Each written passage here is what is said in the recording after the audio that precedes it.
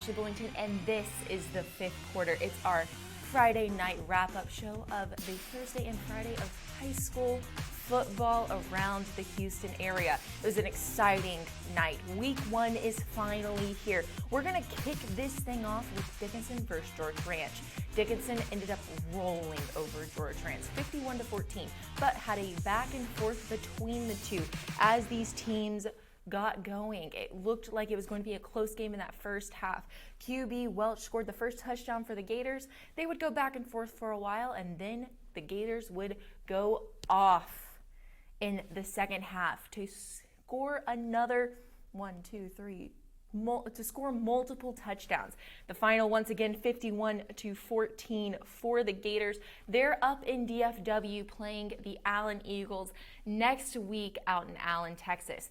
The next game we want to touch on, Manville beats Clear Lake 36-14 in their opener tonight. Zion Jonkins had 2 touchdowns. It was a good showing from Manville. We have another game that we just had come in. Actually, let me look at the score. It is Hightower versus Travis. It looked like they were going to have a tight game, and it was a tight game all the way through until the last 2 minutes.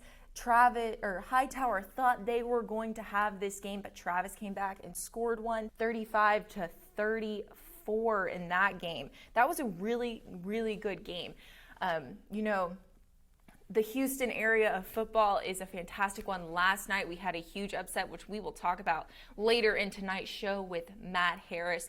We also have another big game tonight that we are going to talk about with our Chevrolet Inside High School Sports producer, Robert Sheik, who will be calling me here in just a minute. But it's another year of football down in the Houston area. It's going to be a great year on top of that. Let's see if we can get any more scores coming up here. Let's see.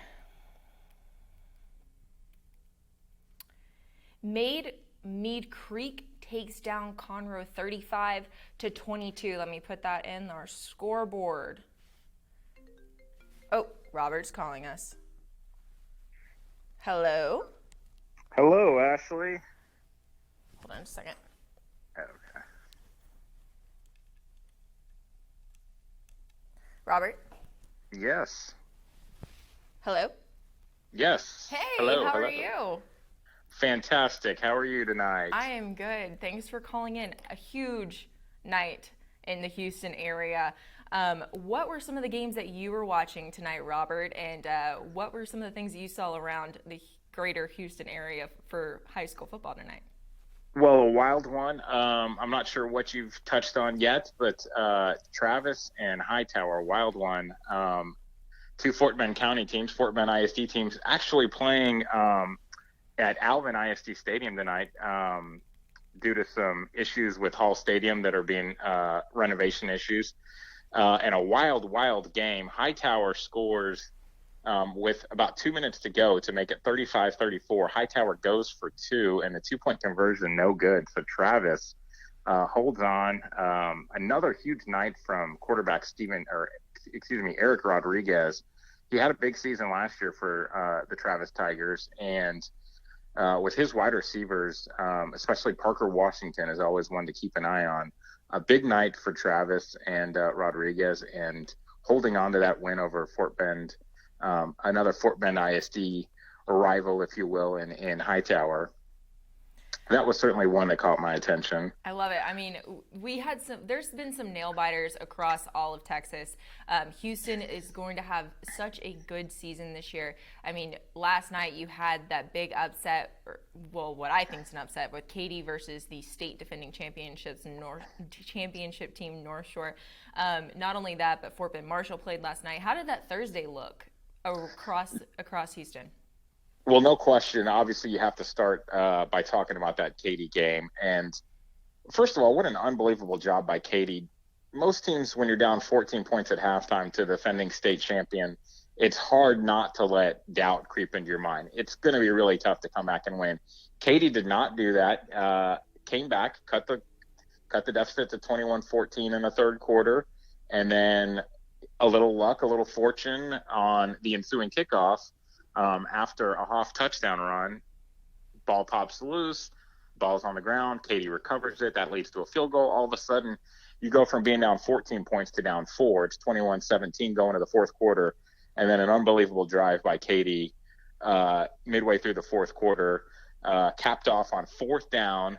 It doesn't get much better than that. Fourth down touchdown pass from Bronson McClellan to Sam Dunn, I believe it was. And just like that, wow, the defending state champions, a team that I think we all thought would potentially have a chance to go 16-0 once again, already finds itself with a loss week 1. So really hats off to Katy. Unbelievable performance last night. Twice again to North Shore like they did last season. Exactly. And, you don't want to start looking ahead, but we all know that potentially that rematch awaits in the third round of the playoffs again. It seems like every year those two teams meet in the playoffs, and it's always a treat, and it's, almost always the game of the year in the Houston area. Are there any games other than the Katy versus North Shore games? Were there any games, or are there any players that have kind of surprised you in this week 1 as it's starting to wrap up? Well, I'll tell you, one of the teams that caught my eye tonight and was New Caney. And New Caney has a lot of returning starters back from a team that was pretty dang good last year. And tonight, you want to talk about one player. I'll give you 5. The offensive line at New Caney. In our highlights that you'll see tomorrow on Inside High School Sports on KHOU 11, you have to look for the holes that the running backs and the quarterback, Zion Childress, had to run through. These are unbelievable holes. I think 3 of the 4 touchdowns New Caney scored, the runner was untouched. It was just a great work by the offensive line from New Caney, and if that offensive line can block like that all season long, it's going to make life really easy for quarterback Zion Childress to get the ball to his weapons. And that team is definitely a team to keep an eye on all season long in Class 5A. And so what are some of the games that everyone can see tomorrow on Chevrolet's Inside High School Sports at 8:30 a.m. on KHOU 11? Well, we touched on a couple already from tonight. Obviously, the Travis Hightower game, what a shootout there. Tomball and Tomball Memorial got a late start due to some lightning up there at Tomball ISD Stadium.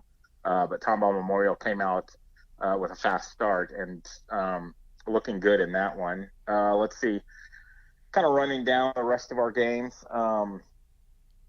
You mentioned Fort Bend Marshall and Eisenhower last night. Obviously, Katy and North Shore. Lamar at Westfield, what a defensive struggle. 2 great defenses, maybe, historically 2 of the best defensive programs in the greater Houston area, and both of those defenses stepped up last night. It was a 0-0 game going to the fourth quarter, and the first touchdown of the game was a result, points off turnovers. Westfield forced a fumble deep in Lamar's end, and the Westfield offense was able to cash that into points, and Westfield ends up winning that game 14-0. And then another game that we had our eye on, Alvin at Stratford. Mm-hmm. You'll see next week's show, not tomorrow, but in next week's show, a Chevy spotlight on the Alvin Yellow Jackets. Coach Tim Takel, a familiar face in the greater Houston area. He spent so long at Rosenberg Terry and really built that program into something really solid. And then left to go be an assistant on the staff at the University of Houston. And now he's back in the high school ranks, taking over an Alvin program that has struggled in recent years, but it'll be interesting to see what he's able to do there. So we had a crew out last night out at Tully Stadium as Alvin took on Stratford. Stratford won that game 28-0. And Stratford looking to have a little bit of a bounce back season after perhaps a disappointing season last year. So that, and then I guess the one game we haven't touched on, and I know you're going to touch on this a little bit in the next segment, but Atascocita at Katy Taylor tonight.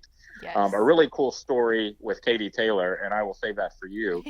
But Atascocita looked really, really good tonight. Quarterback Bryce Matthews threw for 3 touchdowns, rushed for 2 more. And that's another team. I was talking about the returning starters New Caney has. Look out for Atascocita. Everybody wants to make it Katy and North Shore.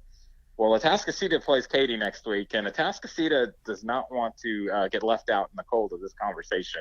That is a really good football team, and Atascocita made a statement tonight.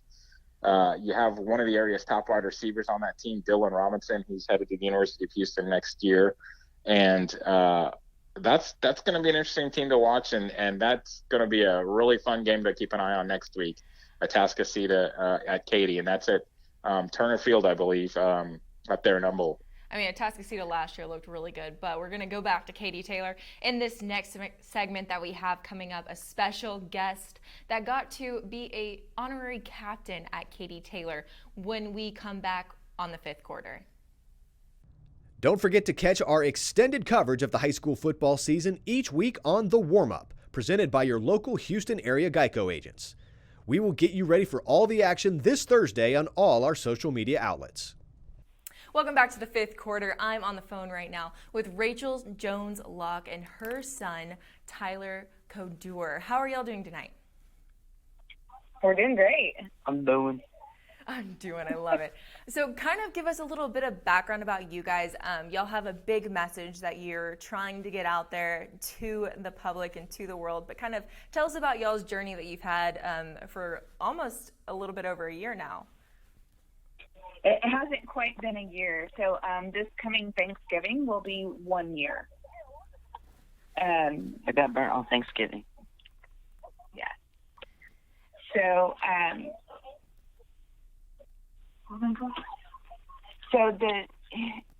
he was involved in a gas can explosion on Thanksgiving of 2018, and he was burned nearly 90% of his body.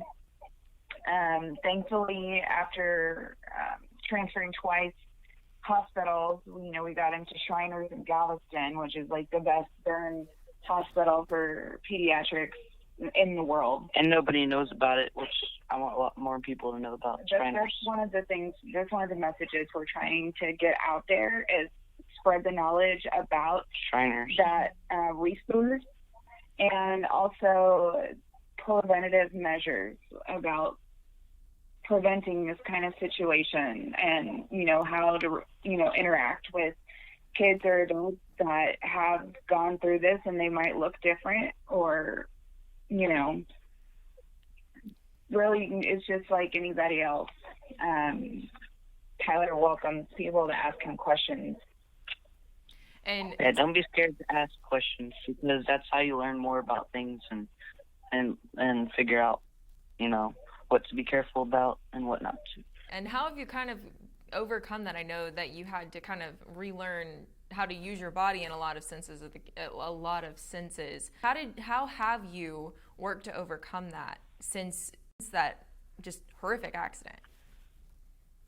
Well, see, this is the way I think about it. I think I got burnt, and I mean, it's obviously a big deal, but I try to think of it like it's not a big deal, and I just go through it, get it over with. One step at a time.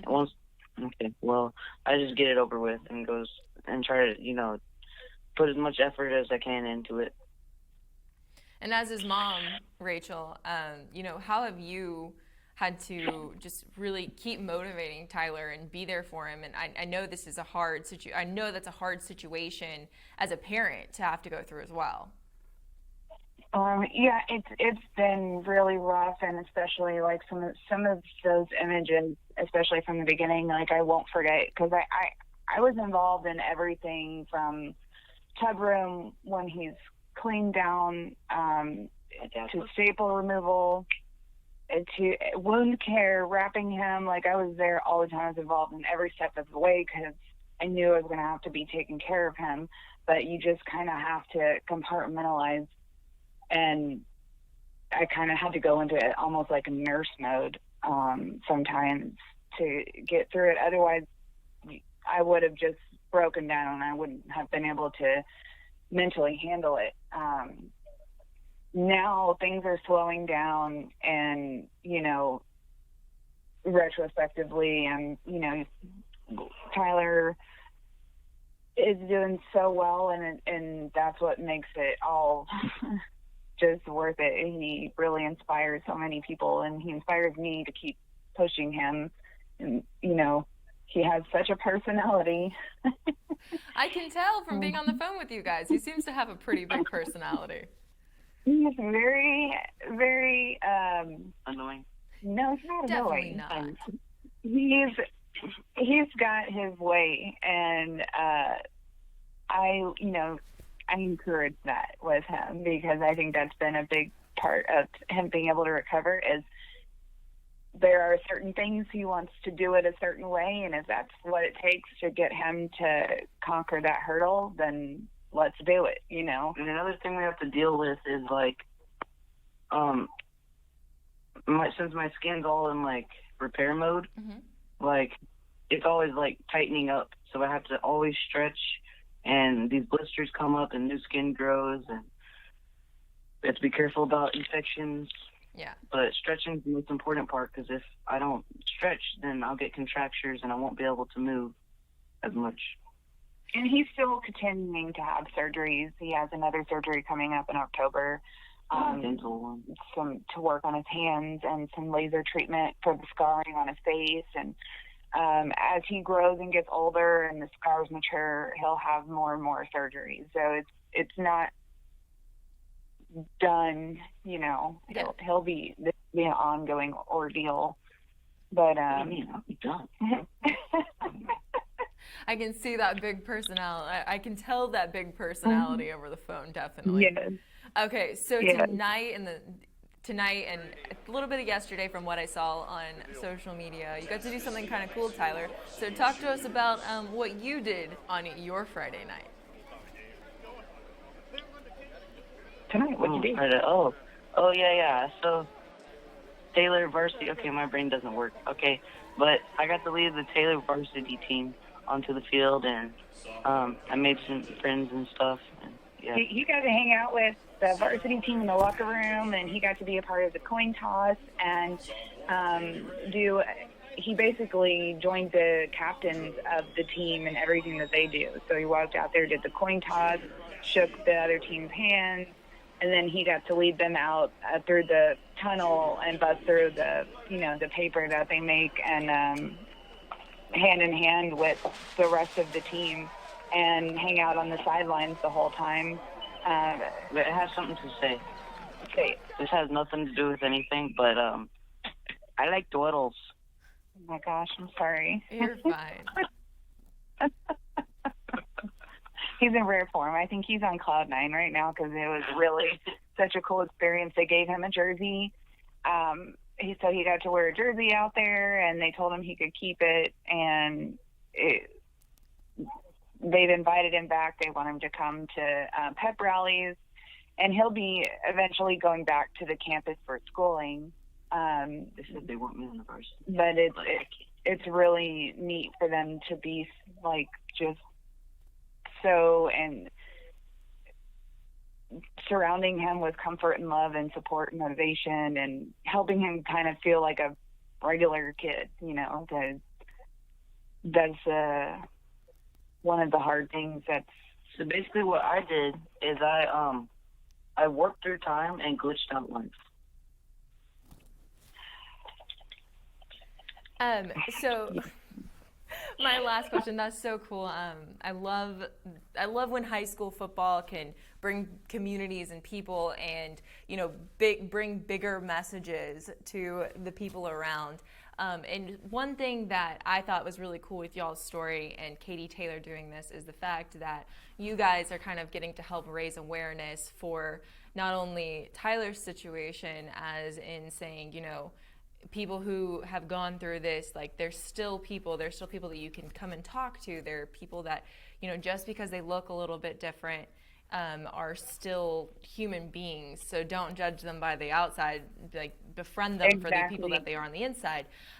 So what are some of the things that you guys want to know, and being a part of not only tonight but in the future, as you're going to keep being involved with Katie Taylor football, how are y'all going to kind of spread the message of awareness, and what is that exact message that you guys want to spread? Okay, Tyler wants to take the mic. Go ahead, baby. Go ahead. Okay, so don't give up no matter what you're going through, because no matter what you're going through, you can always overcome it.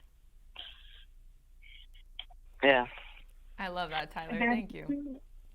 There's also a program that Shriners Hospital in Galveston does. It's called #CutTheBull, and it's basically an anti-bullying program. And I'm working with Shriners to bring that program to some of the local schools out here, and it focuses on not bullying or picking on somebody based on how they look or if they might have, a special apparatus they have to wear or a prosthetic, or if they have, burn scars like these burn patients, So really trying to bring that out here locally and really get that message out, because even him hanging out with his friends that he's known for a long time, it can be it can be awkward because they don't. I love you too, because they don't know what to say or if they can look at him, and so I think just kind of introducing it out there and telling them hey, this is what happened. This is what I look like. If you have any questions, don't hesitate to ask. And I'm just like you. I'm just another kid doing my thing. So. Well, I love that. And thank you guys both so much for joining me on the fifth quarter. It was such a pleasure to have y'all and get to hear a little bit more about your story. And I hope you guys have a great night and keep spreading the word and the message, #CutTheBull. I will be following along with what you guys have to say and y'all's story as you're going forward. Thank you so much. And if anybody wants to follow his story and his journey, you can find us on Facebook. He has a page. It's called #TylerStrong. And feel free to join. And any questions for anybody, we're here. We're here to help. Awesome. Well, thank you so much for joining us on the fifth quarter. We'll be right back. Watch Inside High School Sports to catch this week's Chevy Spotlight, brought to you by your Houston area Chevy dealers. Visit your nearest Chevy dealer to test drive their award-winning products. Welcome back to the fifth quarter. I have high school football insider Matt Harris on the phone with me. Matt, how you doing? Pretty good. How are you doing tonight? I'm good, thank you. It's getting a little late, but I love good high school football, and that is what we have seen from the past couple days down in here in Houston. So let's first start touching on Katy North Shore. I don't think anybody expected Katy, that was down 14-0 at the half. I don't think anybody expected them to make that kind of comeback. What did you see from that game? I think the biggest thing was Katy rarely gets outcoached. Mm-hmm. They've got one of the best coaches, if not the greatest coach, to do it in Texas high school football history, and they rarely get to the chance to be an underdog. They're favored in almost every game. They've won District 14 of the last 15 years, so they're an underdog maybe once in a season, if that. And so they really relished a chance to go and lose to North Shore twice last year and to come back and to be able to avenge those two losses on the road on ESPN against the number 2 team in the nation. And they came in and they simply outplayed North Shore. You looked at the second half, I believe North Shore was up 21-7 at half.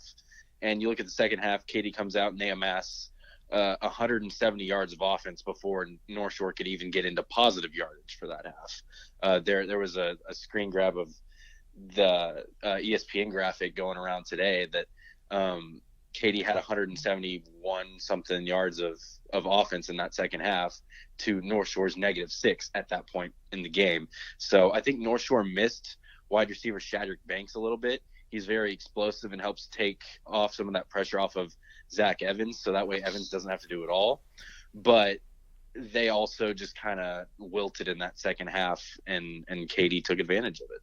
I mean, Katy's definitely always won, and they play Atascocita, who's another absolutely big dog in the Houston area. It's going to be a really interesting week next week to see if they can come back and keep that momentum going. But another game I want to touch on with you is the Fort Bend Marshall Eisenhower game. I mean, we haven't gotten to talk about Fort Bend Marshall. They had a just absolutely crusher last year against Aledo in that final game of the season. They're looking to come back, and they've told me that they want to win state. But what were you seeing from them in their opener? Yes, they remind me of North Shore in the fact that they bring back a ton of key guys from last year's squad who are Division I guys like Avery Helm on defense, Malik Cornsby and Devonna Chain on offense. So they're a very talented squad. One thing I noticed last year that they did a lot was they had a lot of blowouts, a lot of games where they got up to 40, 50, or 60 points against lesser opponents. This game was only 32-9, but they did pull the starters after, I think, sometime in the late third quarter. I didn't get to watch that one live, but I think that Marshall's reloaded and they're ready to make another run at state. And the last game that we are going to touch on tonight is, we brought it up in the first segment of the fifth quarter, Dickinson versus George Ranch. They won 51-14 tonight. But you actually got to watch this game. Give me a little bit of, what did you see from that Dickinson team? How do the Gators look how do the Gators look in this opening game of the season? They were dominant on both sides of the ball. George Ranch came out on the first play of the game, scored an 80-yard touchdown, so Dickinson got punched in the mouth early a little bit. But they came back nicely and obviously finished the game outside of that first 10 seconds on a 51-7 run against a George Ranch team who is maybe not quite as talented as Dickinson, who's one of the best teams in the area, but still a very good team. Mike Welch came off a season last year where he was second team All-State at quarterback, and he looked phenomenal again. So I expect Dickinson to go up to Allen next week, and that's going to be a very good game and a great litmus test for the Gators to see where they're at and where they could potentially stack up against some of the top teams in the Houston area, because they've got arguably the toughest road in Texas and maybe in the nation, having to go through the teams that they'll have to play rounds 1 through 6. And you're going to be at that game next week. You and Ryan are going to be at that game next week, live tweeting from the IHSS Houston account, right? Yes, ma'am. We'll be at Allen Eagle Stadium up in DFW for Dickinson and Allen next week. It's going to be a great time. We're super excited to see that game. Well, thank you so much, Matt, for joining us here on the fifth quarter. Anytime. Thank you. You can catch all of the action from these games on Thursday and Friday. Tomorrow on KHOU 11 at 8:30 a.m., hosted by Matt Musial. I'm Ashley Bullington, and thank you so much for watching the fifth quarter.